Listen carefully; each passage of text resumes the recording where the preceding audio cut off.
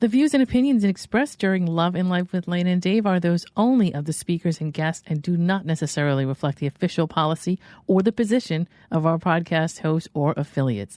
Any content provided is not intended to malign any religion, ethnic group, club, organization, company, individual, anyone, or anything. All right, let's do it.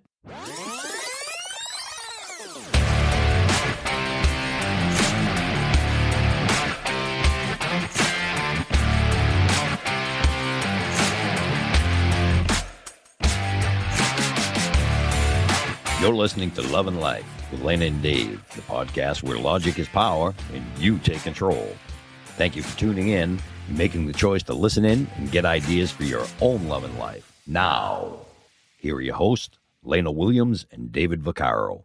This episode may contain discussions of violence, sexual abuse, and addiction issues.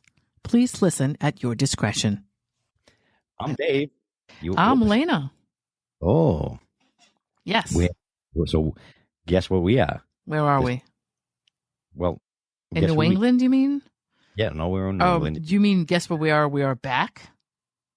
Yeah. Okay. We're back. We're very back. We're very like back. Backstreet. Backstreet was back, but I always had a question about Backstreet being back because I wasn't sure they were gone and I didn't know who they were. I didn't get that either. That very first song they did was Backstreet's Back, and probably they did that for the buzz because I was just like, who is back from where? Who would I have known? They were a completely non-existent group before this first song, so how would I have known that they went anywhere and where are they back from? Anyway. And if you don't ask yourself those types of questions, then this week's episode is really good for you. Yes.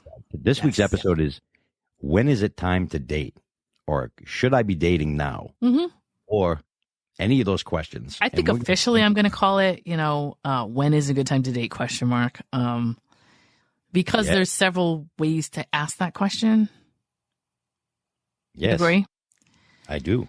There are several things that, let's start first with the perpetual decision-making process of society telling you that you should constantly be trying to date, constantly be trying to get in a relationship. Yep. No matter what's going on in your life, you need to be dating on the side. You need to be getting it done. I don't know if I'm not going to say that I can point to an official statement where there's something that somebody can go look at, but that seems to be the sound or the solid message that I get from people that are out there. Right. They're here. They feel like that's the way they need to be for some reason. Yeah, they say you're supposed to be dating somebody. Supposed to is that word that you love so much. Supposed to be. Supposed to be. So here's a couple things that you might want to consider, and we're going to talk about a few of these today. If you're an addict, a drug addict, an alcoholic, or anything like that, maybe you shouldn't date yet. Maybe you need to take care of yourself first. If you just went through a divorce, maybe you should take care of yourself first. Mm-hmm. Or a breakup, a very horrible breakup. Yeah, breakup. Yeah, you should maybe consider taking care of yourself first. Right. And that's some of the things we're going to talk about this week. Well, we're talking about it right now. Listen, depending on when you're listening to the podcast, it is both tonight and today and this morning and this week. It all depends on who you are and where you're listening. Good afternoon. Here in your car or here in your home or here in your headphones. That's right. Right. Or here on your speakers. Right. We don't know where you're at or what you're doing, but you're listening to us some way or another. Yep. So these are things that we, Lana and I were talking about. When is the right time to date? Because there's so many different reasons for you not to date, actually. Right. And it's funny because I've had people tell me that I shouldn't date because I travel full time. So I don't have a home location. Right. And to me, I love it that way. To a lot of other people, they're like, well, you're not really a good candidate to date then if you do that. If you're looking to date somebody, which I'm not. I mean, if it happens, great. If it doesn't, that's okay. Well, that's the thing. How about, being open to it, but not necessarily trying to hunt it down and kill it. Exactly. Yeah, exactly. No tagging and bagging is what I call it. Yeah, exactly. I mean, do I want to go out and buy a house because I meet somebody? I don't know. Maybe. We don't know. But the thing is that you have to know what your plan is if you, in fact, date somebody. So the first thing I think we should talk about is if somebody's an alcoholic or a drug addict and they're in a relationship. Right. I was talking to Dave earlier before the show. We call it the show notes. And I have a friend who, if she listens to this podcast, we know exactly who it is because we were spending time together today. And she was mentioning that she was in a relationship with somebody who was sober, who had kind of kicked alcohol and was dealing with the program. And she also had her own personal, issues that she was dealing with. And the two of them sort of, I think, bonded, I guess, based on their individual, I call it like a trauma bonding, I guess. But like, hey, the both of us are going through a thing where we're trying to adjust our lives based on something we're addicted to. Yeah, a recovery process for different things. And I mean, for her, she was looking for like much more of a connection. I guess he had been in the program for a year or two. I don't know the exact time frame, but it was like, it wasn't new to him. It wasn't like he kicked this alcohol problem when he was with her. It was more like previous to that, but he was this is one of those things where it wasn't necessarily his fault. He was just, that's where he was at that time, right? So he was in a position where he needed to stay focused to a structure that he was trying to, when it comes to sobriety, at least for him, he needed to do it a certain way so that he had all his ducks in a row. He had to be specific times of the day. He had to do things like he wanted to ride a bike certain times of the day. He wanted to hit the gym certain times of the day. He wanted to be very, very strict about his diet and his environment. Consistency. Yeah. He needed to, he needed a support, environmental support for what he was doing. But that, I think somebody, and again, Dave, you're going to speak to this more than me, but I think you're focused more on yourself at a point like that. And I don't know how long he was dealing with drinking. It depends, right? We're all different. Of course. Right? Yeah. They recommend in pretty much any program that you don't date within the first year or two of becoming, during sobriety.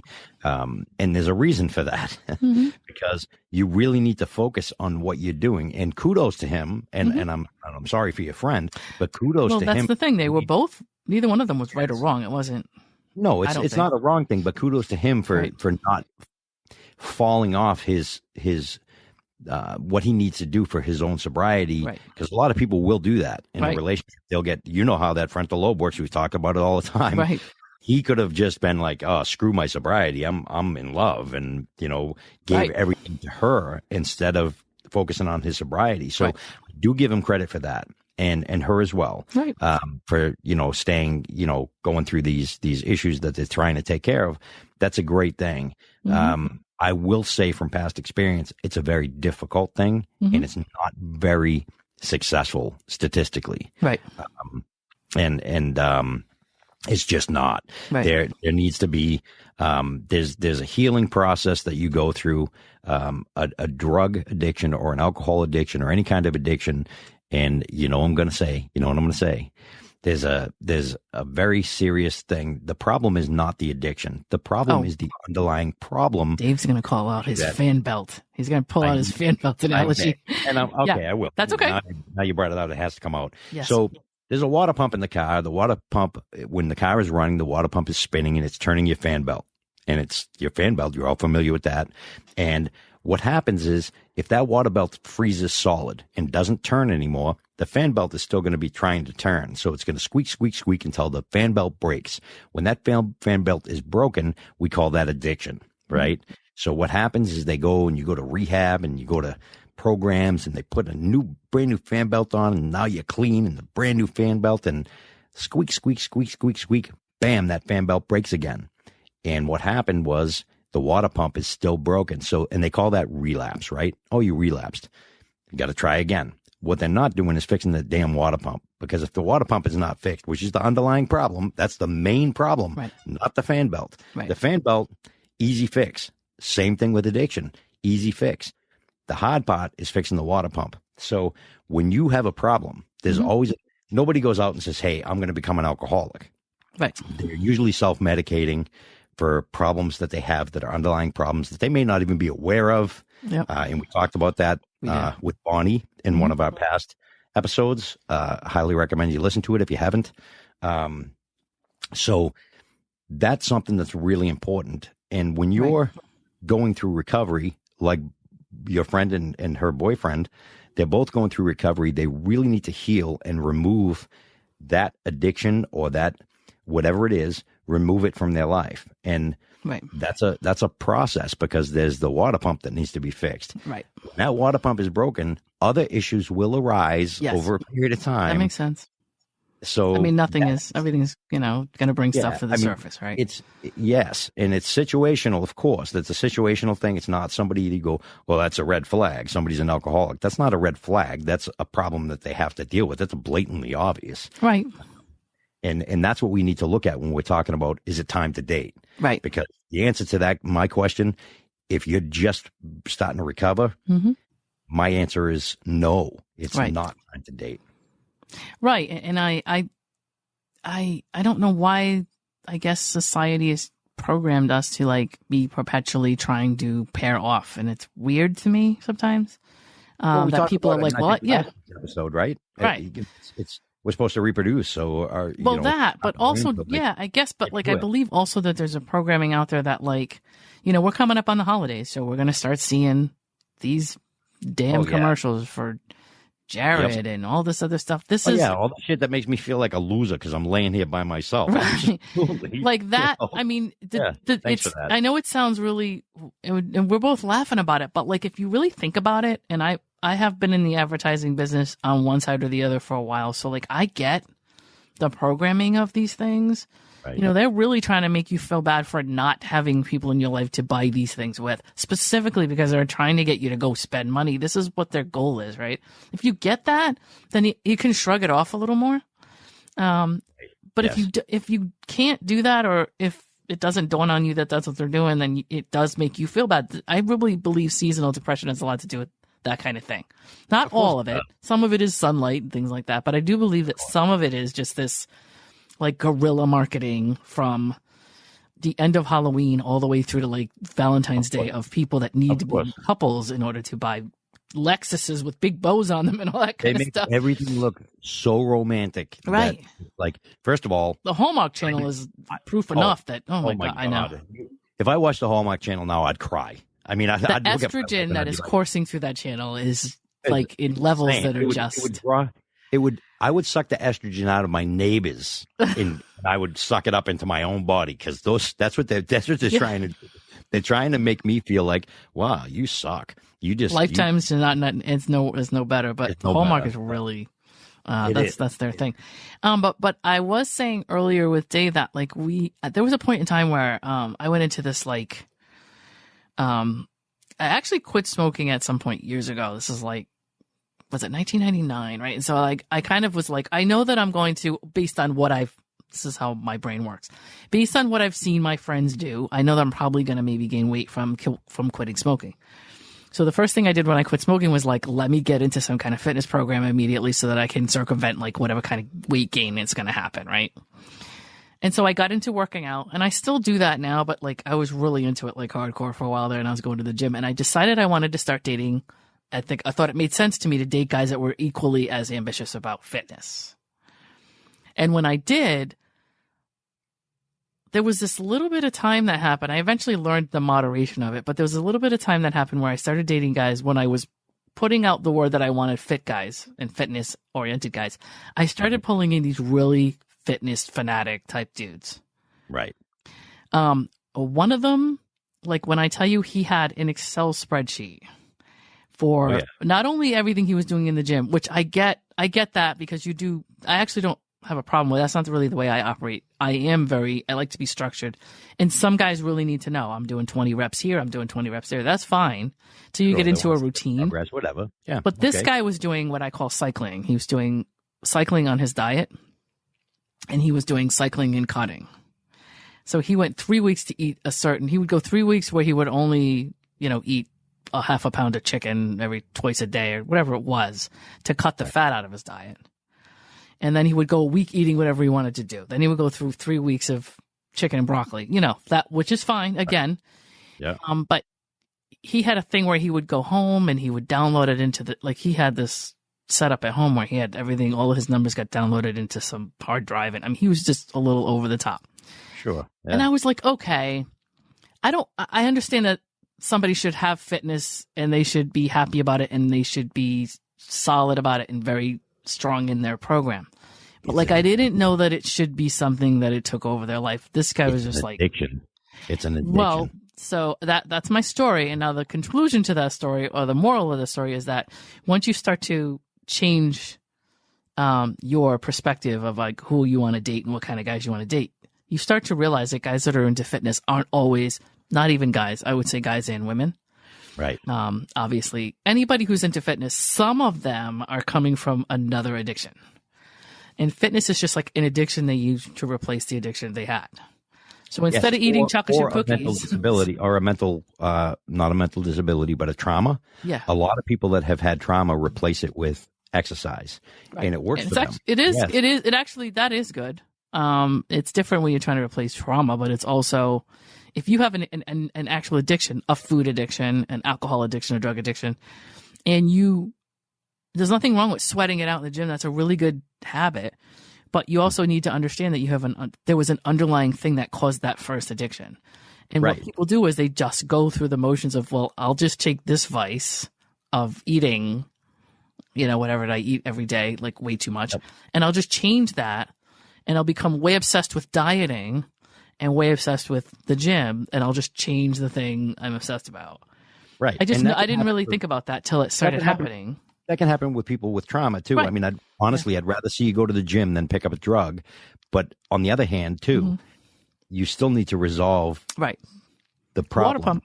Yeah, you still need to fix that water pump, because this time you're not a drug addict, you're an exercise addict, which also has addictive qualities. Right?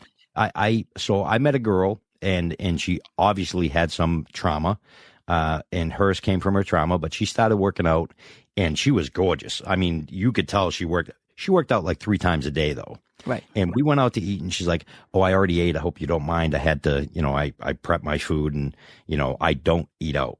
And I'm like, "Okay, well, we can do something else different next time." And she's like, "Well, do you mind if I take off in like 10 minutes and then come back? I just got to run to the gym for like 20 minutes and then I can meet up with you again." I'm like, yeah, this is insane to me. Yeah. Right. So we had a little bit of a conversation, and we started talking about traumas and stuff. As I was talking about my childhood, which I generally do. And one of the reasons I do that is to make somebody feel at ease to tell me what's up, because I kind of want to know what's up. Right. If I don't know what's up, I'm going to find out eventually. Right. One way or the other. It's going to be some horrible way I find out. So we started talking, and she did have some childhood traumas, and then she said she used to have anxiety and panic attacks and depression and this and that. And she used to be a freak and screaming and stuff. But now she found exercise, and that gets rid of all that. And I go, yeah, so does heroin, right? It does get rid of all that. But and I'm not saying go out and do heroin. That's not what I'm saying. Don't ban us or cancel us or whatever you guys want to do. That's not what I'm saying. What I'm saying is an addiction to anything is not healthy. Right. Well, an obsession, an over addiction. Yes. Addiction, obsession, both those things. You can't self-medicate no matter what it is that you're using to self-medicate, even if it's God. I know people that religion's another thing. God, and it's horrendous. They are so deeply scarred that they become these crazy. They're the people that I call, crazy religions, crazy religious, because they're trying to replace their childhood with anything they can. Right. And so that form of addiction, again, those type of people you may not want to date. Like if somebody's like, even people like, I'm on the dating sites, a dating site, and I tell you all the time, there are people that are they hate Trump so much. And wonderful. You can hate him all you want. But if you hate him enough to say, I would never date somebody that ever voted for him, right, you kind of got a little bit of an issue there. We'll go the other way too and say there's a lot of conservatives. Absolutely. No, I agree. And they're listing. I can only speak for myself, right? I don't even want to argue with that person. Nope. That's fine, because I know what's coming. Right. I will say that if it's either one of those things, then dating isn't really maybe not for you. Correct. And that's not the only thing. I mean, obviously, you can sit and see the list of things that people put up that aren't even related to politics. That are a bunch of other things that are just like And I have always said this: you have the right as a human being to want anything you want. Nobody can tell you what to want, what not to want. However, if you have a very healthy, realistic view of your outcome, that's great. I find that most people don't. So they'll say, well, I'm 60 years old and I'm overweight. I'm not healthy, but I'm looking for somebody who's 22 and goes to the gym 7 days a week. Right. You can want that if you want to. Mm-hmm. Nobody can tell you that you can't. I mean, you have the right to want whatever you want, but you have to be somewhat realistic about your results. Yes. You might get that. Maybe if you throw some money at that, you might get it quicker. But what I'm saying is, what are your, a lot of people find it weird that like I don't have a problem with strip clubs. And the reason I don't is because the equation is very clear in strip clubs. What you get for what you give is very clear. Of course. You can call it sleazy, trashy, whatever you want. But like, if you're not getting attention because you're a great person, you go in there and the equation changes. And you say, well, I have this much money and I need this person to pay attention to me. And you get the attention and you pay and it's an equal exchange and it's even and it's above board and there it is. Nobody's trying to trick you into anything. It's very obvious of what the equation is. That's right. That's all I'm saying. You and I tell, because I go to strip clubs on occasion myself and I make it very clear. I don't like to be hustled. Right. I'm here to spend money. And, I call it vagina therapy. Sure. And I go in there and I see a naked woman. It makes me feel I'm a little different than most guys. I don't go in there and get all turned on by it because it's not. I happen to be a nudist, which, and I think seeing a human being naked, especially female, because that's what I'm attracted to, I think it's a beautiful thing. And so, I just want to sit and talk too. Don't dance and do all that stuff because I don't care about that. I love watching them on the pole because that's impressive to me. Right. It's amazing. And I'm a girl, so of course I'm a girl, right? But what I'm saying is, I'm probably one of the least provincial type people when it comes to like strip joints and stuff like that. I'm probably in my relationships the one that's trying to get the other one in there. Not because I have any interest in any of that. It doesn't. I don't find it offensive. It doesn't bother me. Interesting. It's an interesting platform to me. Right. I know there are some people that think the strip joints are the root of all evil. I don't understand why. If you're into it, you're into it. If you're not, you're not. There's no reason to judge people based on that. But for me, it's a matter of like, hey, we're mixing it up. It's a nightclub just like anything else. It just happens to be a different type of nightclub. Yeah. Nightclubs have go-go dances and they're dressed scantily clad dancing. Right. The only difference is these girls take their clothes off. So, right. So whatever. I mean, it doesn't matter to me. But what I'm saying is like, I like stuff where you can see it. So when you walk into to me, a strip club the equation is clear. There's no hidden agenda. There's no. I find in nightclubs, regular nightclubs, the agenda is much more hidden. Of course it is. And I know what it is, but I know a lot of people think I don't. And so you go through this thing where you're like trying to figure out what the other person's looking for. In the strip club, it's like, hey, listen, I'm here with my money. You're there and I do this, you do that. Everybody's happy. You shake hands and you leave and that's it. Or whatever the case may be. There's no preconceived notion or there's no whatever. I don't know. There's a word I'm looking for here. Exactly. I mean, look, there are a lot of guys that go in there with the assumption that the girl is being nice to them, and that's their own stupidity. I'm not blaming the girls. It is weird because they're being told otherwise. Yeah. It's just like, I refuse to believe that it's because I'm paying money. Okay, then. Here's this. Imagine this. A girl walks up to a guy and she goes, I really like you. You should get a dance for me. I want to do a dance for you so bad. It's only $350. You should do a dance with me. Really? Listen to me. Guys are stupid. And I've been there with guys that go, hey, Dave said it. He said it. I didn't. I did say it. And I'm a guy, right? And I mean, I've learned a lot over the years. Trust me, right? If she's there to make money, that's her job. If she's there to be whatever you need her to be for that moment, there are girls that will talk to you like, I've been to ones where, the girl will hit you with a whip if you want to. There are different types of clubs that, whatever you want her to be, she'll be for that moment. Right. While you're paying her. She's an actress, really. There are people who I think that are in that environment and somehow cannot separate it from personal. And I guess that's probably just like what do you call it? One of those like monkey wrenches of like the environment you're in, I guess. There's some people that that's like a downside where some people just don't know how to make it an experience as opposed to like their personal whatever. Right. That's odd to me. But again, a lot of things that people do that they take personally is odd to me. So strip joints is the least of several areas that I don't get that. Right. Back on topic. Yes. So yeah, we went through the whole thing with addiction and whatever. And I do believe that if you are in a program or if you're trying to knock some sort of addiction, the best thing obviously to do is to get the underlying cause of that addiction. That's a completely different thing. But should you be dating? Take care of yourself first. Yeah, right. I personally believe that if you're not happy with who you are, and I'm not saying that you should always be happy with who you are because we're always changing and adjusting. Right. But are you happy with where you're at in life? It's so much easier to date when you are. When you're not happy with who you are, if you can't be by yourself, how do you expect different. somebody else to be with you? I mean, that's the thing. That, right? If you don't like you, why should anybody? How is somebody else going to like you? Right. You know? But you can fall into the trap where you don't like you, and somebody else comes along and they try to build you up, and that's a dynamic in itself. And I don't think that's healthy. That's codependency, and so there's all these different things that can happen when you're not really above at the par that you want to be at as a human being. Where you're looking in yourself in the mirror going, I'm happy. I'm good. I'm not perfect, but I'm good. I'm happy with whatever. There was a comedian said it best once. He goes, listen, I get it. You have problems and stuff, and I would love to help you, but I'm not Chief Save-A-Hole. That's not my tribe. And hear this, it's nobody's tribe. You cannot save somebody, period. They have to want to be. And they have to really need to say themselves. I do agree.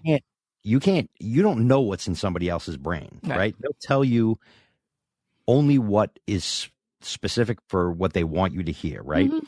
Nobody's going to straight up say to you, listen, and I had somebody say this to me once, and this is a very, put your fingers in your ears if you're easily offended, because this was horrendous to hear, but apparently it happens a lot more than we think.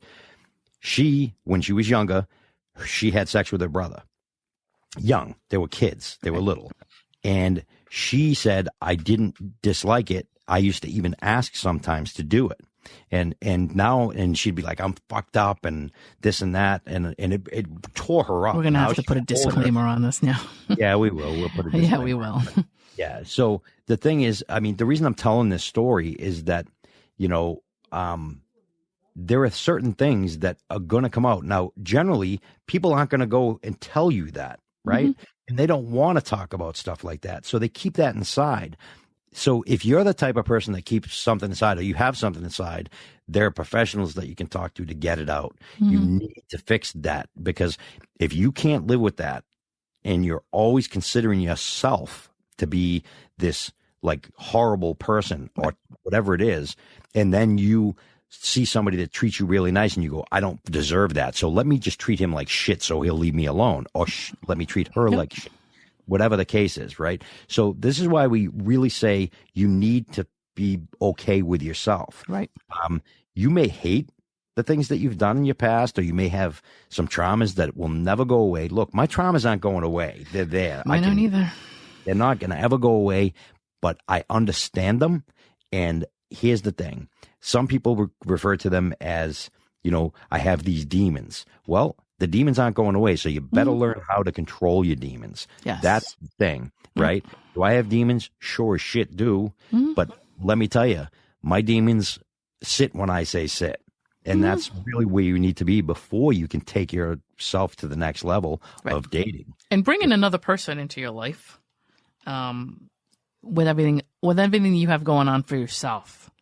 Bringing in another entity just really it's just not good. I just don't think it's good. If I could articulate why, I would. What? Self-medication. It's another form of self-medication. But it's also, I feel like it's kind of it's just adding like a big bunch of chaos to what you're already doing. Right. To bring us another person in. And I know that it's a distraction. I believe that's why people do it. Well, this is a distraction from my own whatever. I don't want to deal with my own another psyche. Form of self-medication. Yeah. But it never lasts. Love and having sex. No, of course it doesn't last. But I don't want to stop. I don't want to forget to mention these things. We did. Dave mentioned divorce earlier.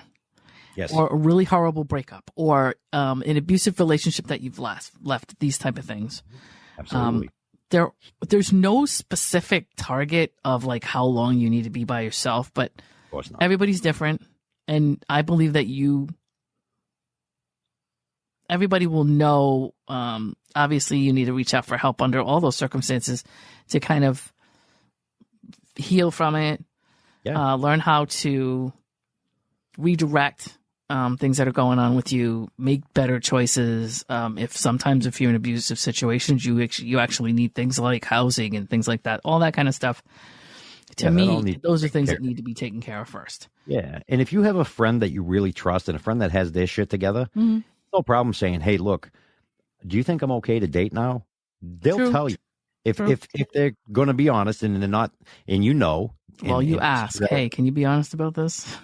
Right. And this is where it goes back to being honest with yourself, too, because a lot of times you already know, right? Right. I'm in no condition to date, but it'll make me feel better. You know what? It does make you feel better temporarily. And then you're screwing somebody else's life up too. It's not fair. Right. You know? Right. It's really not fair. Now, don't get me wrong. If you're in a position where you are not looking to get serious and you're between relationships or you're just out of something and you're just looking to like have a good time and have fun, and whether that be sex or just somebody that you go and do things with, we're not saying that that's not a possibility. You can do that. I would say that that's fine. But the other person should really know. Just make sure that the other person really knows that where you're at. You know, don't try to tell them it's more than it is or it's less than it is, or just be completely honest about here's where I'm at. Here's what's going on. I'm in no position to promise anybody anything. I have homework for people. Okay. I want them to do a little bit of homework. I want you to look at your last bad relationship or what you think is a bad relationship and think about the very beginning of it, where you were in your life at that time that you met that person. And I'm just curious as to what, if you're being honest with yourself and you're listening to our podcast and you start realizing that, hey, if I was just honest with myself, I would have seen this, I would have known that. Go back to the beginning of that relationship and go, where was I? Where was I? Forget the guy, forget the girl. Yep. Where were you at that moment? What were you doing in your life? Were you ready or were you not ready? Right. Did you select a bad person that's not right for you because you weren't ready? Because these are things that, like, I've done it myself. Yeah. And recently I was actually thinking about a relationship that I had been in, and I was thinking, where was I at the beginning of this? And I'm trying to remember the very beginning of it all. And I'm like, yeah, I should not have dated at all. I wasn't in a position that I should have been. Hindsight's 20/20, right? Or you would hope. You hope. But the thing is now you can see that, right? Well, hopefully you could see that if you're learning from your mistakes. Right. Yes. And only if you're honest with yourself can you do that. Right. Continue, Dave. Yeah. So, like, I go through and I think we all do, right? Like right now, I'm going through some stuff on my own. It's personal. I'm not going to get into it, but yeah, I'm not so sure I would date right now. Maybe after this passes, which is, I'm going through, it's business stuff, and it's just something that I'm very super hyper focused on. Okay. And I'm not sure that I would be a good dating candidate right now. So, that could change a week from now. Of course. Know what I mean? But on my personal level, and I know how I'm feeling inside about this whole thing, right, and how much stress there is, I don't think I would be good company for anybody. Right. You know what I mean? And I would say that if you don't think you would be, then you're probably right. You know yourself. That's that thing where you have to know yourself really well. And that's called being honest. Right. And that's why one of the first episodes we ever did. We've been talking about this episode all through this episode. We talk about that one. That's what you're saying right now, though, is a segue into my next list item. Yay, me and my lists and notes. A list. Another reason you might not be able to, or might not be ready to date, is like you've gone back to school. You're dealing with a really rigorous schedule. Whether you're young, whether you're going back to school later in life, you're hunkered down, looking to get a degree. Maybe you're working full time and trying to go to school part time. Right. Maybe you're in a master's program, anything like that, where you really need to just study. And I'm not saying it's not, I'm not saying don't do it, and I can't tell anybody what to do, but you really distracts what you're trying to do to bring somebody in at that time. Right. Obviously, if you're married and you're going through school and your That's spouse is okay with it, that's okay. But when you're like out on the market as a single person, and you're not already involved with somebody, it's probably better to put dating off until you get your degree or get where you're going. Until you have your schedule to the point where it's not overwhelming you, because school schedules can be crazy. Of course. Also, working more than one job, or working one job and having 80-hour-a-week job, things like that. Sometimes, like for me, for example, when I said that's why I brought it up. Yeah, absolutely, perfect time. And the reason for me is because I'm kind of a needy guy. I like a lot of attention in a relationship. Mm-hmm. That's one of the things we've heard, Dave. However, I can't give that attention back right now. I'm too busy. So why would I date somebody? Because I wouldn't be able to. I don't want to start a relationship off with them not being used to the type of attentiveness they're going to get from me. Because guess what happens? And then all of a sudden, when you're not working anymore, then you're just... That's right. They're going to hate me. Right? Always around, and we'd be like, what is this dude doing here again? Yeah, like, I just looked at him 2 minutes ago. Yeah, exactly. So that's exactly right. So that's the reason why. Right. Because I want somebody to know the type of attentive person that I am, because they may not like it. Right. So the problem is, if I start dating somebody now, and it could be, who knows, it could be 6 months till I get back to normal. Right. It could be, like I said, 2 weeks. I don't know. It depends on the way the cards, the way I roll the dice. And then I would say it is better, right? So I should put this message out, right, for people that are listening. Whoever you are at your most comfortable self, wherever you are at your authentic self, is really the best place to start. That way the other person understands who they're dealing with. And then if things happen that change who you are for whatever reason, temporarily, somebody's working a lot of hours, something happens where a family member, that was another thing I wanted to bring up. But first, let me not even go down that road. I'm going off track again. I wanted to bring up kids. Only because if you're a single parent, and I have a lot of friends that are men that are single parents for children,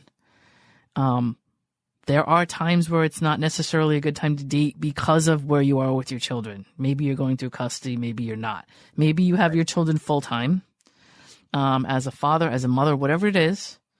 Obviously, you don't want to date to the point where you're affecting your kids and their schedule and their life, right?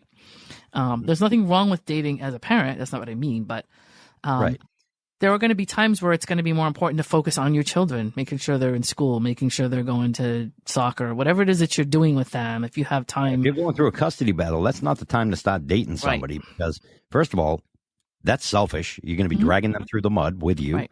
It's a difficult time. Right. It's not happy days for anybody at that. Right. It's a scary thing. Right. A custody battle and trying to figure out, who goes where with the kids, and then blah, blah, blah. Right. Can I move? No, you can't. Can you do this? No, you can't. Yeah, bringing another person in just adds so much complication to it. And I just had a friend that just went through this. Yeah. She was with a guy that they were getting along really well. Mm-hmm. And then he decided that, hey, if I want to move, I can't. Mm-hmm. And that killed them. Just that thought, his thought process is like, hey, I may want to move, and you cannot. Right. Because you tried that in court, and they said, no, you can't move outside of 50 miles. It's what the law is in that particular state. And yep. So it ended their relationship. It was a short relationship anyways. But the thing is that maybe you find out where you are in life before you get to that dating stage, And I've told her, you're really not ready to date yet, and I'm not trying to be mean. But it's not mean. It's just information. And I'm a friend, and I'm letting her know you really need to, and she goes, yeah, I'm not going to date for a while and blah, blah, blah. And I go, you said that 2 weeks before you met this guy, right? Well, hopefully they learn from it sucks because you go through 3 or 4 months of a relationship to learn something, and it feels like, why did I do this? But yeah, I just met somebody recently, like I would say recently for me is a couple of months ago, actually, at this point. I think it was like over the summer. But I was talking to him for like a week or two or whatever. It was like real early on, and we had met out for a drink and that kind of thing. And we were talking, and he had just gone through, he was going through a divorce. They were pretty much separated and all that kind of stuff, but they were going through the legal aspect of it. And he was out of sorts. That happens with some people when they come through a divorce. They're just like sort of out of sorts of like where their home base is. So he had left, he had moved out, he had a roommate he was living with, and then he had a daughter. And I guess the two of them were pretty, like, as far as dealing with their daughter and the expenses and the lawyers, they were pretty realistic, and they were communicating well and things like that. So it wasn't like they were fighting. But he was just like, I don't really like, he kind of was here, I think, for her and the relationship, and sort of like when it broke up, he really just didn't want to be here. It's very possible that the relationship, it bothered him to leave the relationship and then live here, because I don't think he wasn't really from here. So it was kind of like, I don't know, but in the middle of us talking, he was just like, oh, I found this job in a completely different state, and I've got till Friday to move. I was like, oh, okay. Okay, we'll see ya. But, so there's all these things that happen like that just send people to like off into some side direction.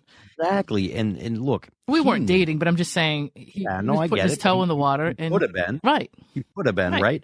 Had you met him several months before, you may have been in a full-blown damn relationship. Right. And but then suddenly, oops! I found a job. I took a job offer, and I think it was somewhere around the Southwest somewhere. And it's kind of like, oh, okay. It was very weird because it was like, yeah, I've got like till Friday to go. I just took the job, and I start, in 2 weeks, and I got to find somewhere to live. And you're just like, wait a minute, what? We went from talking about, hey, have you seen such and such a movie? Maybe we should go see it, to like, oh, hey, I've got to be out of state by Friday. And you're like, oh, okay. I guess we're not going to see that movie then. Right. Hey? So, whatever. But this is what happens. Everything seems really okay. And then suddenly, it isn't. And so I think that's like a period of unrest. Like, I'm going through divorce and I have a custody thing going on, and I'm not necessarily sure that a lot of people are really not settled at that point. And there just is a little, I call it unrest. Like, they're not sure if they want to stay, they want to go. They don't know who they are anymore. They're not sure they like what they do. All kinds of stuff like that comes up. And it's fair, because that's a time where your stuff is, it turns upside down a little bit. Yep. I get it. Yep. Who's to say that this dude won't be back in 4 months and whatever, like this will be a temporary thing. Who knows? But okay, and you brought up, not you, me, in my head. Sorry. Well, I'm glad I'm in there. All done with That's you. fun. All done with you. The other thing I wanted to mention was, obviously, if you're in a relationship, this shouldn't matter. But if you're not, and you're dealing with something like terminal illness, a parent that's passing away, a friend that's passing away, siblings, things like that, even a really major like upshift of job change can cause a lot of uncertainty and like settled. I think you need to be settled. You really do. I think so too. Not settling for a person you don't want, but when we say settled, we mean settled. Is your environment in your life kind of like in a place where you feel like you're in a good foundation? Yeah, you're settled, right? So, I'm glad you brought up foundation, because this is something that I was thinking about the other night, and I wish I could draw it. Okay. Give us a visual, Dave. I'm going to. So imagine putting your fingertips together, and you tell me if I'm explaining this right, because you can see it. Sure. So you put your fingertips together. The right side is the guy, the left side is the girl. And these are the foundations that they have, right? And let's say, because at the beginning, you don't know what their foundation is, and they don't know what your foundation is. Now, that could be religion, that could be your beliefs, your personality traits, all those things. That's why I think it's very important to discuss that. How's your foundation? Because my foundation is this, right? You should already know your foundation if you're an adult. Now, so many. No, I'm laughing because there's so many people out there that really don't know their own their self is crazy to me. But anyway, that's why I'm saying you should know, and that's being prepared. That's the word should.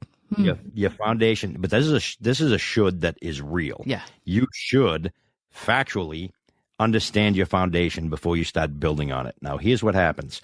So you got the right hand and your fingertips are together. So if you're listening to this, take your right hand and your left hand and put them together, your middle fingers touching each other. So you kind of like they're straight across. Now, imagine you don't ask the right questions and the guy's is a little bit tipped to the left and the girl's a little bit tipped down. On the left hand is a little tipped down and the right hand's a little tipped down, almost like a triangle, but not quite, just a little bit. Now you start building. What's going to happen?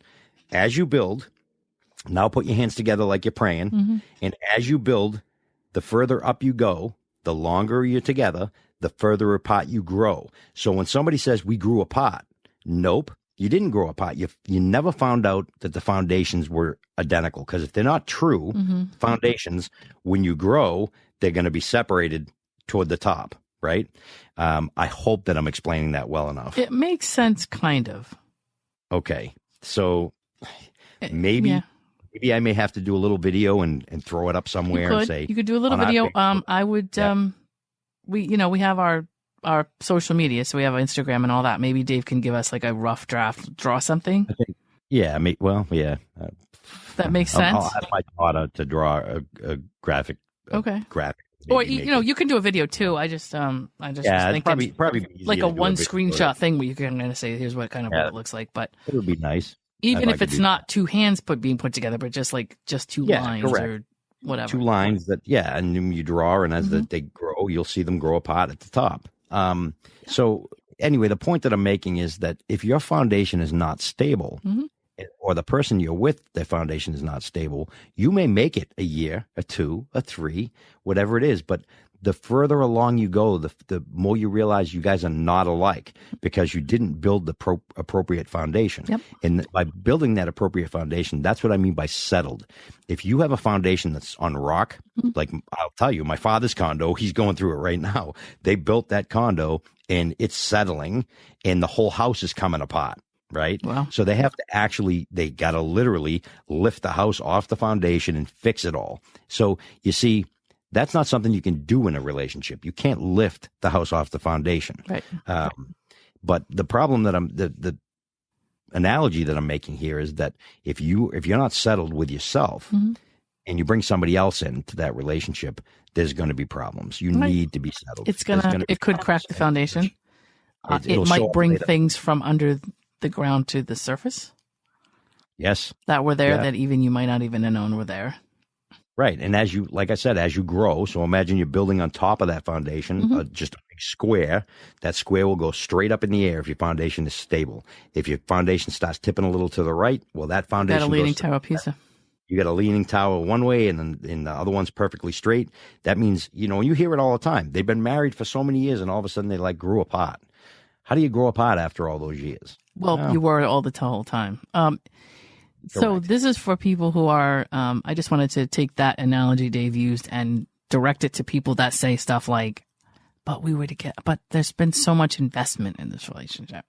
Ooh, so when they say that, what we're trying to do is we're trying to catch you before you invest all that time and try to figure out whether or not that all of the stuff you're investing is on top of any kind of solid ground to begin with. Right. Because all the investment in the world is not going to make any difference if you're not on a solid ground to start. Yeah. You can talk about it in 9 years and tell us about how much you invested, but at the end of the day, it's not going to make much difference if the beginning of the relationship wasn't foundationally structured correctly. Correct. Yeah. So that's all we're saying. Before you make the investment, you might want to try to check the ground, check the soil, get your guys out there and make sure the ground's raised correctly, whatever it is that you need to do to make sure that you and the person you're with have a very solid foundation that you both agree on. Right. Did I say that right? I think you did. I think you said it exactly right. Yeah. I mean, here's another thing that I would ask people. If you go out to buy a car and it's a used car, don't you bring it to your mechanic and have him look at it first? Don't you take time to make sure it's the right car for you? Right. Don't you make sure that the car's going to last you a while? You don't just go out and go, oh, I like that car. I don't care. Well, it runs like crap. Oh, so what? Right. I mean, so what? But it looks good. Right. Yeah. good luck. Same thing with a house. You don't really buy a house without inspecting it, checking it, making sure. Wow. Yeah. Most of the time, you usually do not. Correct. Yeah. You usually get it inspected to make sure. Right. I bought a house once and it needed a roof. The inspection. Now listen to this. You pay an inspector to come out and inspect it. Well, he inspected it, said everything was fine. I bought the house. The house needed a roof. Guess who paid for that roof? It better not have been you. It was the inspector's insurance company. It should Correct. Be. So here's the thing. It's okay to inspect people too. Of course. Like, I remember somebody getting really offended because I had mentioned something and she goes, "Oh, what are you looking me up online?" I go, "Yeah. Yeah, I fucking am. What, are you kidding me? Right. I'm going to let you come into my house. Of course I'm looking you up. What, is that a problem? I mean, right. Feel free, look me up, ask me any question you want. I agree. Great. The same thing with me where I understand that there's people in my life that come along that I expect people to be above board. So it would only make sense that anybody would do their homework or research or whatever. Wrong with that. You do research for everything else that's simple in your life. Right. Things that don't make a difference, like a car, right? You can always buy another one. And It's not going to break your heart. It's not going to flip your life upside down. A human being will. Yeah. Right. You get involved with somebody, you might have kids with them. You may move in with them. Like, I see so many women, and I'm talking about women for a minute because I'm a guy. So, and I'm not picking on the women at all by saying this. It seems to happen more with women, where they'll meet a guy and they'll think, "Oh my God, I'm in love with this guy." And this girl gives up her safety net that she has currently and moves in with this guy. Now things don't work out where she's got nothing. Yeah. That was his place you just moved into. Right. Look, you should get to the point, and before you move in with somebody, I mean, you can spend the night and stuff. That's fine. Yep. But if you're going to move in with somebody, you better damn well make sure that it's your place together and that nobody's throwing anybody out. So if somebody's going to go, there's going to be a split of finances, and at least you have a little nest egg to walk away with. Right. There's people That's those decisions that we were talking about in the last podcast where, your frontal lobe is just not correctly acting the way it should. No. And you're like, "Oh, life is short. I'm just going to throw caution to the wind and move myself and my kid into this guy's house." Okay. And then you call me crying. Right. Yeah. No. Don't do that. Those are major decisions, and try to at least come down from the high of who they are for a day or two and relook at that decision a couple times before you make a choice like that. So here's another thing too, is we talk about the chemicals that get released, and we talked about that in our past episode with Bonnie, and love that episode, of course. We do. It's so amazing to have somebody with such credentials validate some of the stuff that I've been talking about for years and fighting with myself about. And I only learned it because I did go to psychotherapists. I did it myself. So, and you learn when you do that stuff, and you learn about yourself and how you work and the inner functions of our body is an amazing thing. Learn how your body works and understand it. Right. Now, did I lose my thought? Because this is going to stink if I did, because I had a really good point that I needed to make. Mm-hmm. Oh, so if your brain, and I'm just going to pretend I know what I'm talking about so that way I can maybe make it come out. Nope, I think I lost it. Oh, no. Oh, well, we were talking about the chemistry and the frontal lobe and making decisions. Oh, yes. So here's what it was. Thank you so much. You're welcome. That's why I love Lana. Oh. I better stop talking or I'm going to lose it again. So our frontal lobe gives us these chemicals. It's a drug. It's a feel-good drug. It makes you feel really good. And here's the problem. Our body creates those chemicals, and we talked about this in the last episode, the sex episode. We talk about it. Your body creates those chemicals all on its own with other things that we can do, whether it's exercise or sex or whatever it is. But we associate that great feeling with that person. And it's not that person that's giving us that our feeling. Own brain. It's your own brain. So don't become addicted to the person. You're in a meat suit, people. You are in a meat suit. Your brain is running, is driving the car, and your body is the car. That's right. And that's a wonderful. You're in a meat suit. It's true. You are a meat puppet. How do you like that? Yeah. And it's being controlled by that tiny little thing that's in your skull that we know nothing about. Right. Amazing. Yeah. Yeah, but that's true. Yeah, yeah. I mean, our brains are really running the show. All they're doing is pushing buttons, and our bodies are responding to everything. That's right. Yes. So that's. You can even push your own buttons. Right. There's ways to make yourself feel better. Like I've been doing a lot of I was going to say hypnotism, but that's not it. I've been doing a lot of why can't I think of the word? What is wrong with me? Meditation. Yeah, you know what, Lana? Get out of my head. I'm not your meat puppet. Yes, meditation. So I've been doing meditation lately, like a deep meditation, because you really can control what's going on in your brain. But you really have to get past that point of being able to focus. And I'm learning it, by the way. It's not easy. I'm reading a very interesting book. And I shouldn't say I'm reading because, I hate reading, but I'm listening to Are you listening to an audiobook? I am. Dave, I'm so proud of you. Oh, thanks. That's so cool. Yeah. Listen, if you don't like to read, audiobooks are good. And yeah, it's called Mind Control. And it's basically about how to control your own mind. Is it brain spotting? It is not. It's called... Well, brain spotting is actually retraining your brain to do things that... Well, it is. I mean, that's essentially part of it, right? So it's called... it's the civil mind control method. This guy did all kinds of amazing things with his kids and proved that you could change your entire thought process and your abilities in life. His kids were not great students. Yeah. And that all changed by using this method. And it's basically, meditation, but it's deep meditation. And they came from a science background. So he studied how the brain works in different sleep modes. Do you know that, what's his name? A famous inventor anyway. I can't think of who he was, but he used to fall asleep with holding a metal ball in his hand with a steel plate below it, and he'd fall asleep like that.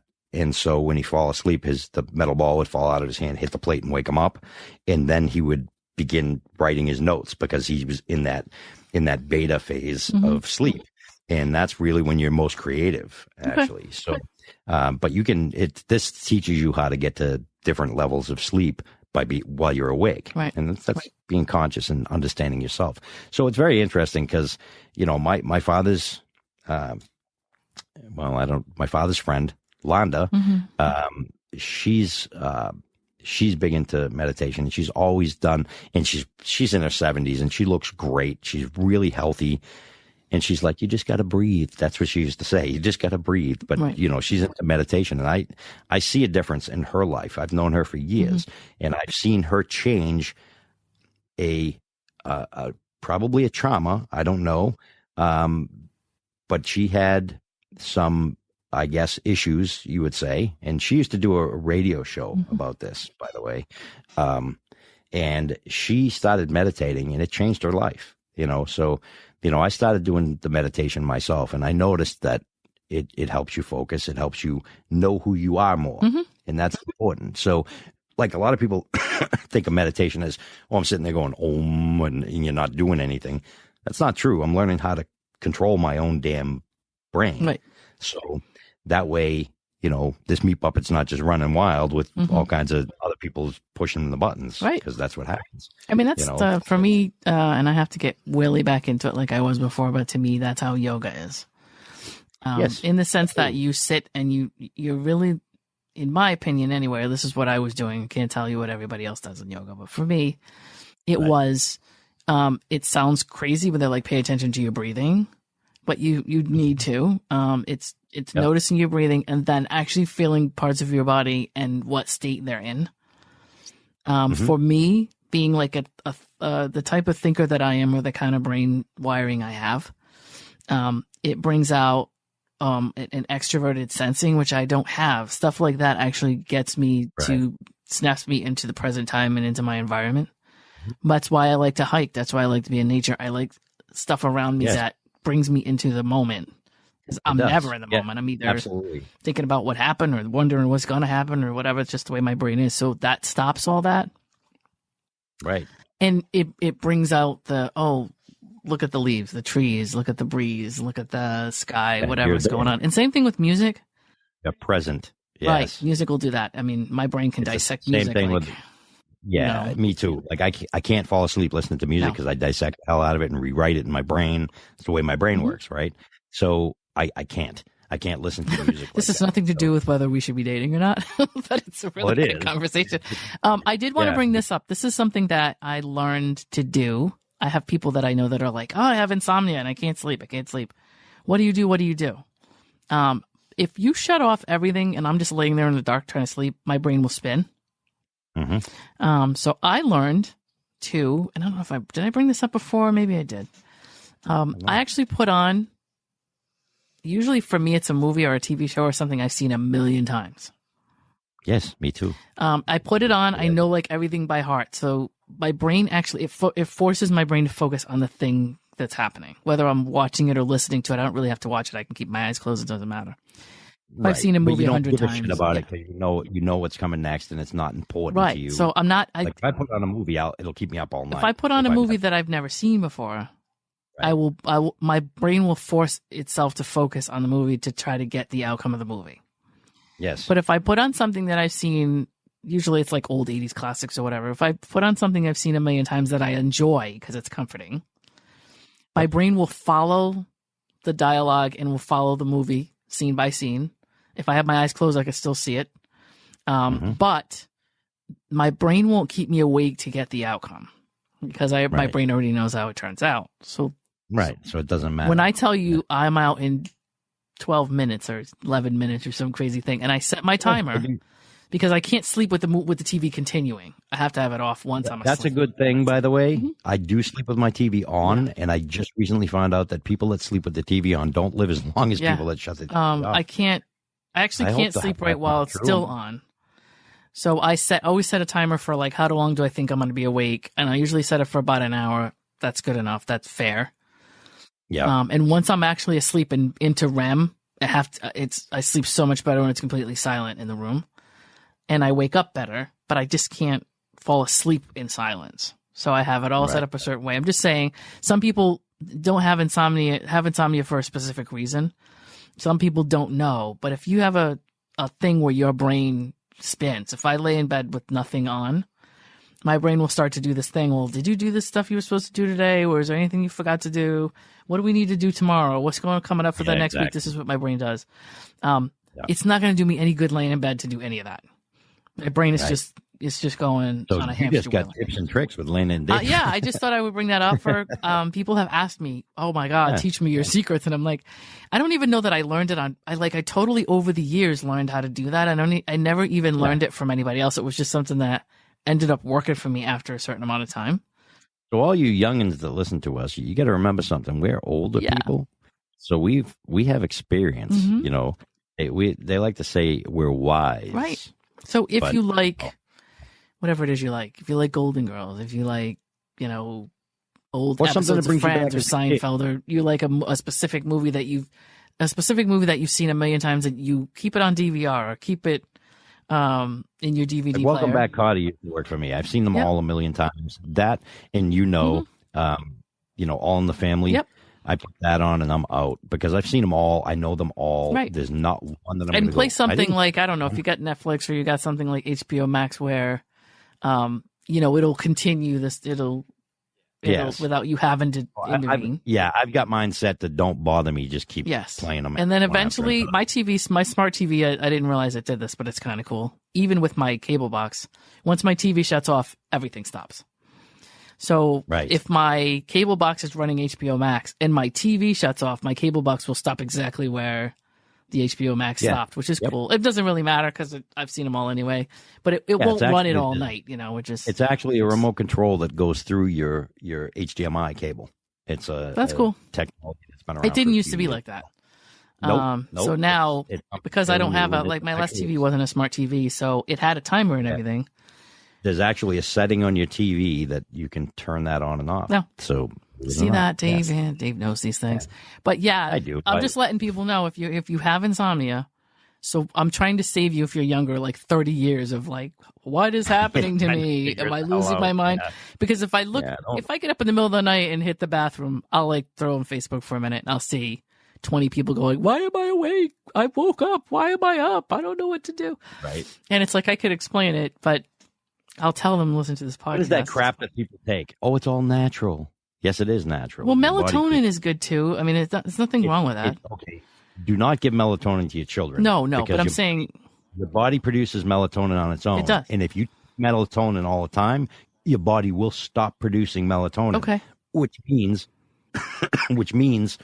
the more melatonin you take, your body will stop producing it on its own, and you'll be required to continue to take it because your body won't produce it anymore. Okay. But as you get older, doesn't it wane? It does. So maybe you just bump it. You don't necessarily need to completely replace it, but bump it. And maybe only when you absolutely need it. But yeah, for me, I learned to train training my brain was way better. And then I have a specific, like, I'm really weird. Those are chemicals that release from your brain, by the way. I have I have a temperature thing. I have a specific temperature and a specific way I have to sleep. And so right now, this weather we've been having some nasty, I think, humid, gross weather, which was like in November, and we should be not having it anymore. But now it's like we're going to get a nice cold week. Mm-hmm. And like, I'll sleep on a rock. Crack my window so I get some air, and I have like the comforter so it's cold. I actually like to sleep in cold and bundle and cuddle. I love to do that in my covers. Yep. Or even a fan. But anyway, going back to whether we should be dating or not. By the way, cuddle with a blanket, not a human. I don't know. I haven't Davis mentioned where he's at with his life right now. And so I should too, right? Yeah. I have, if anybody who knows me really well knows that I'm not really out there dating like with a purpose. I've never been that type. I've always been the type that's kind of like, I'm always focused on my own projects and things. It's almost like I don't think I've ever not been. Like, that's never going to change. I actually thought that one day, that personality type. Right. I actually thought at one point that like I'd get to a point where I'd be like, oh, I've done some things and I can relax. Yeah. I'm not even built like that. So it'll happen when I die, I guess. But I'd like to have more stuff done than not to me, dating is almost like kind of recreational in a way to me. So I have, the next thing I'm going to do is hopefully buy a house. That's my next big thing that I'm afraid to pull the trigger on it because I think it's just going to drown me once I do. But anyway, so I have this whole thing going on where I'm keeping my credit score a certain way, and I'm watching this and I'm watching that. So in a couple of, for a couple of months, I'm going to be hitting the gym real hard, getting my diet back on track because there's been some stuff that's thrown off my whatever. And it makes me feel, like I was saying earlier, I'm not at my best self right now. And I was speaking to a friend of mine today that I was catching up with, and we were both talking about that. Like, once you have to, I guess it's okay to date when you're not really 100% confident about where you are or be happy with yourself, but it's so much easier to do once you're at a point where you're happy with you. So, right. Look, I know you well enough to know you're happy with where you are. You just want more, and that's okay. There's a difference, right? I'm not happy with myself. I need to be in better shape. I need to lose the weight. So there's things like that I want to be. That's fine, and you'll get to it because I've known you for years, and you've always had, for guys that you can't see Lana's body, I promise you, she's in really good shape. So not for me, I'm not. For her, she may not be, but she's in good shape. So, and I get it. Mm-hmm. You have a certain limit thing that you hold yourself to, and I do the same to myself. I want to be where I want to be. Mm-hmm. It doesn't mean that I'm unhappy with myself. It means that, I got some work to do, and that's okay. Because I'm not happy with myself until I get the work done. So I guess that's the way I define it. Not everybody's that way. Yeah, no, I get it. Right. I get it. But what I don't want is like, I feel like I can't date and choose who I want until I know I'm where I need to be to make that choice. And I feel like if I'm not where I want to be, then I'm going to compromise myself, or I'm not going to make my choices correctly. That's how I feel. That's interesting. Now, you might be, me well enough to maybe that I'm just overthinking it, because I do that a lot. But I'm really picky, and I don't want to be That's so weird, but it's like I feel like I need to be picky, but I need to bring what I'm asking for. So I can't necessarily ask for something that I'm not bringing to the table. So until I can do any of that, and you can, because listen, and I'm gonna here I go. I'm gonna try to therapize Lana. Watch this. that a word? No, not at all. It's probably not going to work anyway. So it's a made up word. I'll say it worked. So you are in great shape, and I know that you're very picky, and you want a man that's in great shape. And I know what you're saying. You're like, well, I need to be in the shape that I want him to be in, and I get that. But hear me out, guys. Don't like. I want a woman in a specific shape. I'm never going to be that shape ever, because men and women are built differently. Right? No, of course I don't want a guy in the shape I'm in because we have different bodies. My point is, it's more that I have I'm an internal person and I'm intrinsic. So I need to make sure that I have to be happy with where I'm at so that I can better. You feel as though you and it's not necessarily to date guys that are in good shape. It's just like, I just feel like I'm hitting with a hot poker much better when my mind is the right place. You want to feel deserving. I don't know if it's deserving. It's just that my personal confidence level is based on what I set for myself. I suck at this therapy stuff. Here we go. So when and I've been there before, so I know it can happen again. So it's not like a bottomless thing where it'll never happen because I've been there.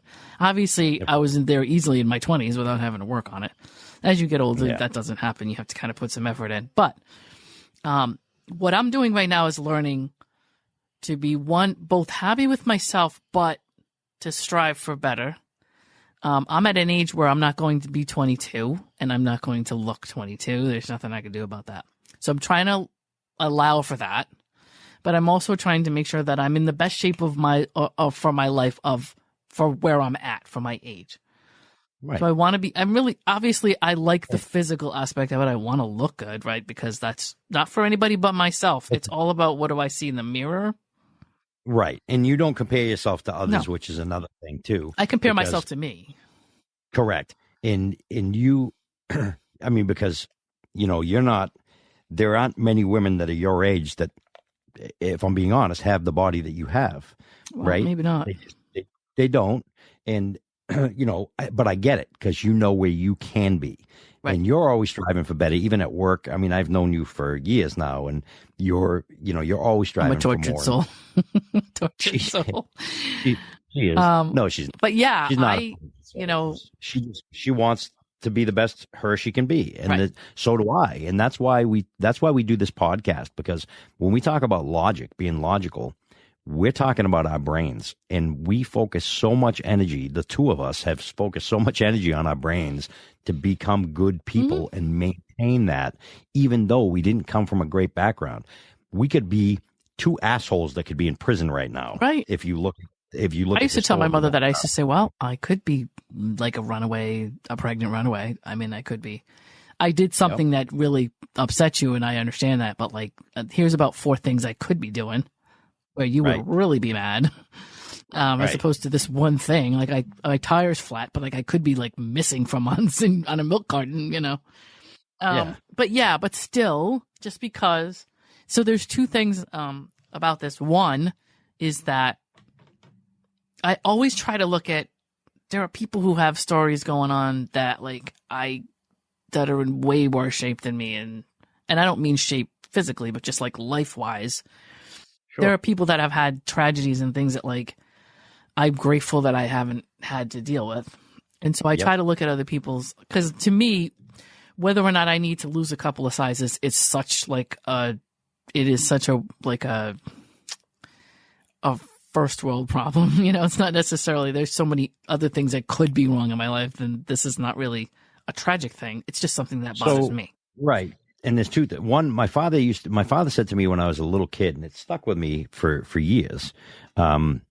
He said to me, I wept because I had no shoes until I met a man with no feet. True. And so, but that doesn't mean not having shoes doesn't still suck. But that's what I'm saying. There's 2 sides to it. Yeah. Right. Yes. And that's right. Exactly. So you got to find the common ground, or the you may have a worse story than me, or I would consider it way worse than what I went through, Right. but it doesn't mean that it was any less painful for me. And that's the thing Right. that people have to understand. When I talk about, you have to, but it still makes sense to say it could be worse, and it's not. So be thankful for what you do have. But also honor your struggles and your pain. Yes, you have to. You have to accept Right. them, and that's okay. There's a way to get through it without the pain ruling your life, and that's where logic comes into play. Because yes, if I sit down and I think illogically about the stuff that I've been through, it's going to hurt me. I could lay awake for days, and my heart will be pounding, and I'll feel like shit. I don't want to, so therefore, And it's not going to do anything. Brain. It's not going to fix help anything at all. No, it doesn't. And there are people that will argue with me about they want to just keep. And we've had this too. Fix it or shut the hell up. Jeez, at this point, we've done just about everything, haven't we? Yeah, we have. we talk a lot, and there's no question. We touch on a bunch of different topics, and we'll probably cover some of these topics again throughout our podcast years for sure, because we're not going anywhere, and we're both going to live forever, and we're going to do podcasts until we die. So but I'll go first because Dave has to bury me. He's already promised to do that. So I did. If you go first, but you're not going to. No, I will. I got to bring the dog. Got to bring the dog and let him see your body and all that stuff. I know. I still have to set all this up. This is my.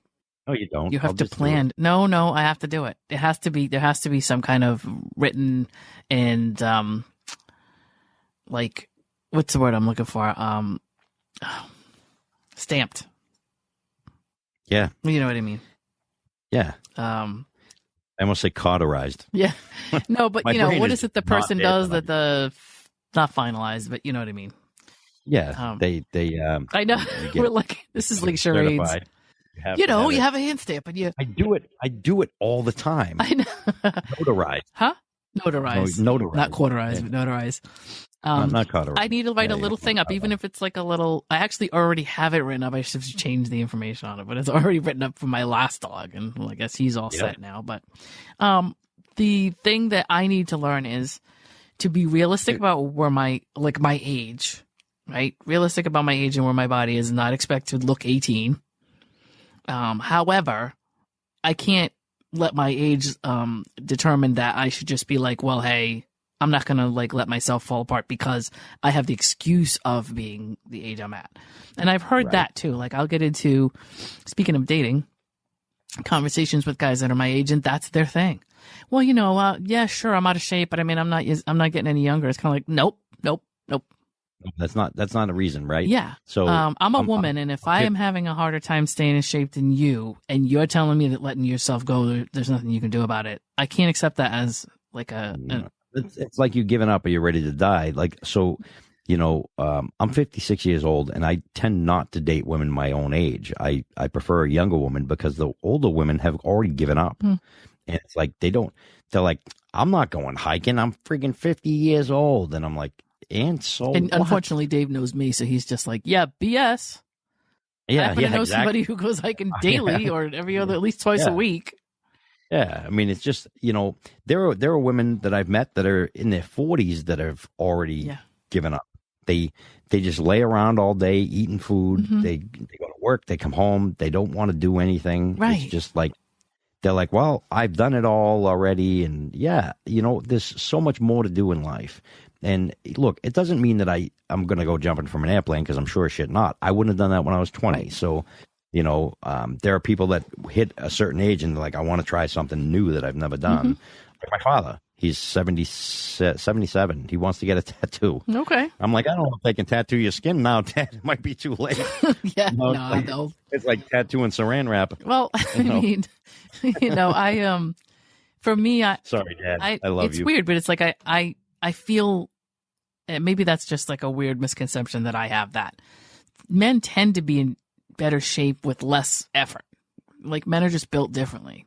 So my entire life, men have always been like, well, I'll just stop drinking beer, and that's all they have to do, and then they're in good shape again. And you're like, you jerk. Right. Like, I have to change my diet, and I have to go to the gym 4 times a week. We have to do so much more to get into the same shape. We have testosterone, which is a natural bodybuilder thing, right? Well, so look at if a woman is a bodybuilder and she's doing steroids, she's doing testosterone, she's making her muscles bigger, she's getting in better shape. Well, we have that naturally, testosterone. Okay, well then, but I've actually heard guys, well, that's not true. That's not true. I'm going to be out of shape because I'm a certain age, and I'm like, yeah, but I'm the same age as you, and if I can stay in shape and you're telling me you can't, then we have an issue here. This is the problem. Right. You should not be in worse shape than me because you have an easier time doing it. For a man. Huh? Yeah, correct. Because we have more testosterone in our body. That's a workout drug that is illegal to take for athletes because it makes you stronger. We have that naturally in our body. So of course it's a little easier for us, right? There's no question. And so for somebody to argue that, it's in the science, it right? is. But, you can't see the thing about it is that people take things personally. People always take things personally. It's like, I'm not judging you. But I'm saying that the two of us are the same age. And technically, the only difference between you and me is that, like, you probably need more exercise and a better diet. Yeah. And you can't tell me, well, no, I'm a certain age, and so therefore you have to accept the fact that I look like this, and there's nothing I can do about it because I'm not. You get to a certain age and you just eat shitty because I don't exercise a lot.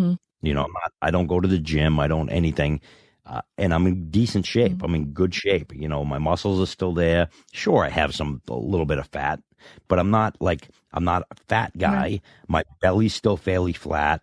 It's because I eat healthy. Right. Eating healthy is a huge percentage. It's, people think, oh, you exercise is 90%. No, it's the other way around. Your diet is the big part of it. What do they say? Abs are made in the kitchen. They say abs were made in the kitchen. They sure are. We all have abs. There's muscle. Yeah, we do. And is that layer over them that, it holds your guts in. I will say this. I just want to make a quick clarification that I am not. Nobody here is body shaming. No. Outside of shaming my own body, but I have the right to do that. You can do whatever you want with your own body. Right. So it's like if it doesn't really matter where you are, what really matters is if you're happy with it. And that when you do date and you're healthy, but again, we can't force people to be healthy. It's better if you are, but like we have no control over that, and we're not. Of course not. But at the end of the day, if I advocate for it, though, of course, I advocate for people to be healthy. That's all. But it's one of those things where when you're dating people, there's prejudice and there's preference. And I get into this. Maybe this is a whole nother podcast, but maybe I'll put that on our notes, right? People can and will choose based on what they like. And they may decide that you're not that based on some trait you have. And it's not prejudice to you. Anything. Don't take it personal. It's a preference. Not a personal thing. Right. Everybody has the right to look. And sure, sometimes it feels like we're all on the menu and somebody's ordering us. Well, I guess we can look at it that way, but I don't see it that way. I see that everybody has a right to like what they like and choose what they want. Do you know how many times I've been turned down because a woman is more attracted to bigger guys, like heavy guys? I think that it's both ways. I don't think there's more of that. I just think you're dealing with it. No, not more. Right? No, it's happened. It's happened to me. Right. What I'm saying is it exists, right? So do I take that personal? Do I go, oh shit, I'm going to be unhealthy so I can get that girl? No, of course not. I don't take it personal. And it's even if it's the other way around, and a woman looks at a heavy guy and says, I prefer, there are women out there that, and I know for a fact they've said it. They're more attracted to, my buddy Ryan, he's a big dude. Yeah. They prefer a man his size over a man my size. Right. That's what I'm saying. That's what I'm saying. Preference is what it is. It is. Yeah. And I don't take that personal. Right. I don't go, oh, well, you think he's better looking? Yeah, she does think he's better looking. Right. And, does that mean that I should take that personally? No. I like women with darker hair. It doesn't mean that I don't like blondes. It just means that I prefer somebody with darker hair and the darker skin. I always use my hair as an example because to me, it's a visual. It's what somebody's looking at. And it could be my hair, could be my skin color, could be my eye color, could be my height. There's all these different things that guys like. And if guys like something and it goes pop for them, it goes pop for them. And it doesn't necessarily, it's nothing, there's nothing against anybody who doesn't look that way. It's just what they like. Yeah. Preference is not a preference. I know. Is not a, an insult. It isn't. I mean, dating is dating. I mean, people are choosing somebody that they want to date. They have to like what they see. I just don't understand.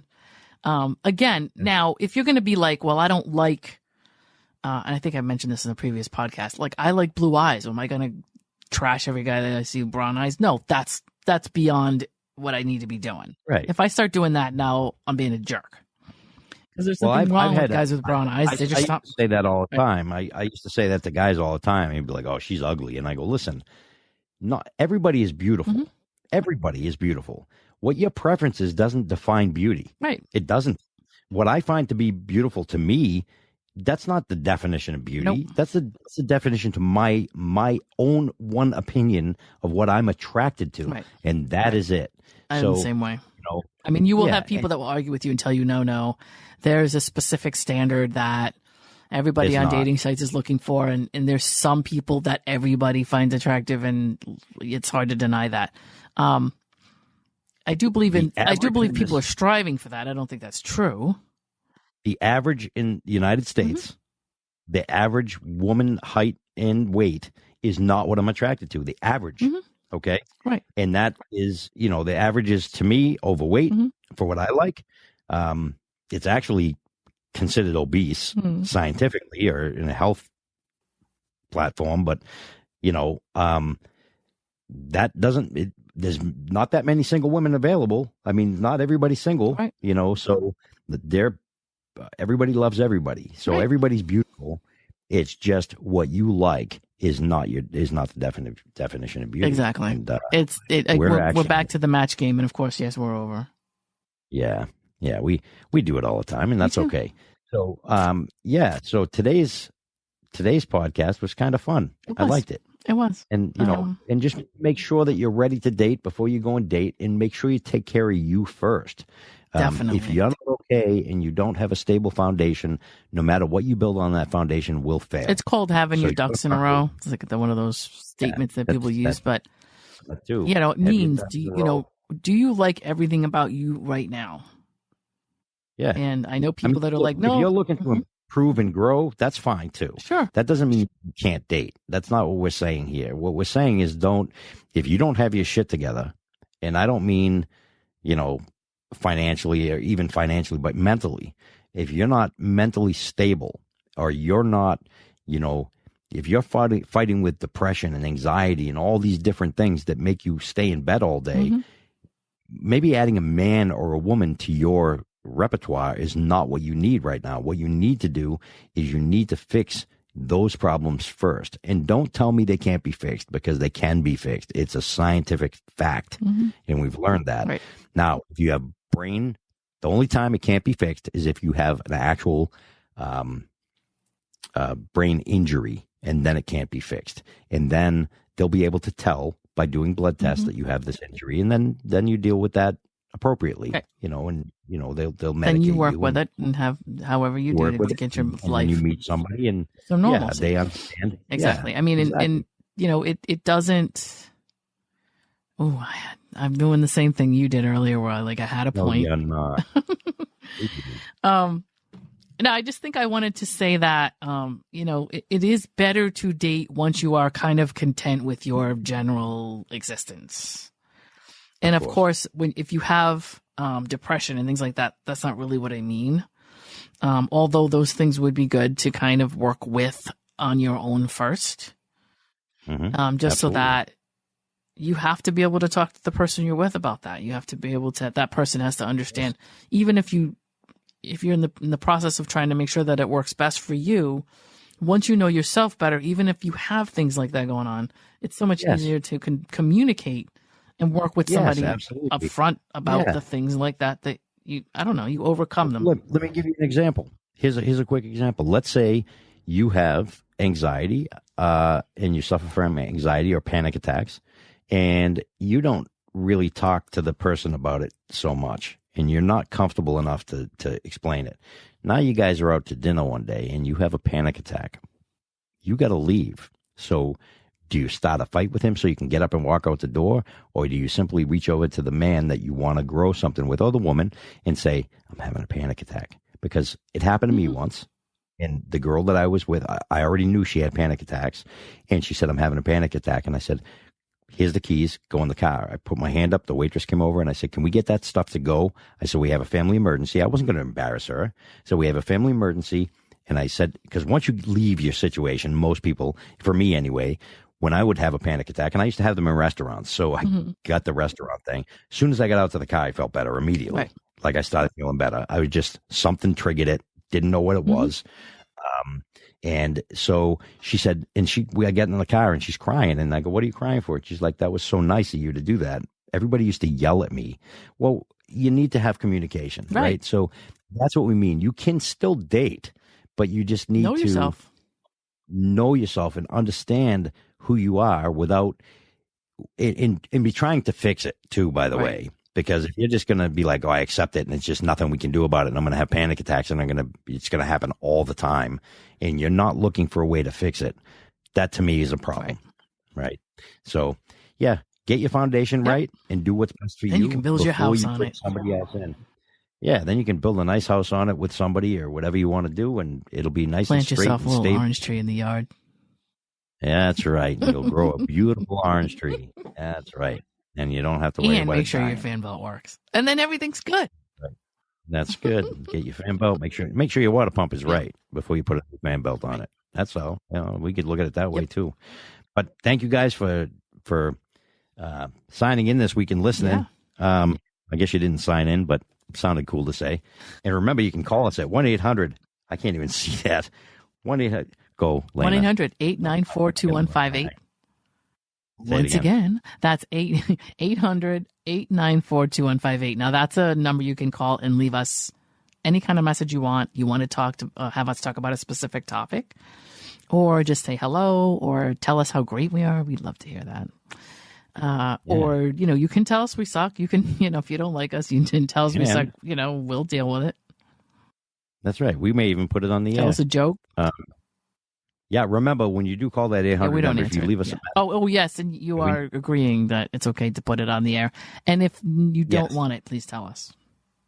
Yes, say so in the message, and we will not go and say, screw you, we're doing it anyway. We will not do that. So if you want to, say, hey, I want to talk about something, don't put this on the air, and tell us what you want, and we can even do a show on it if we find it to be a good topic. And you can find us everywhere on the internet, Twitter, Instagram, Facebook. Yeah, it's all that. Lana and Dave. Yes, LanaandDave.com. And, go ahead. Yes, that too. Yeah, LanaandDave.com. And don't forget, we like coffee. Yeah. You can find it. You can buy us a coffee even. You buymeacoffee.com/Lana and Dave. Thank you guys for listening. We're babbling a lot today. We are, but we're in a good mood. We're in a good place. Yeah, it is. We're in a good place. But neither one of us are ready to date right now, apparently. You guys have a great night. We'll talk to you. Have a great week. We'll talk to you next week. Bye-bye. Bye. Hey, you just listened to Love and Life with Lana and Dave. Thanks for joining us, and we hope you enjoyed it. If you did, please share the podcast, leave us a comment or review, and don't forget to subscribe so you don't miss any new content. We'll see you soon.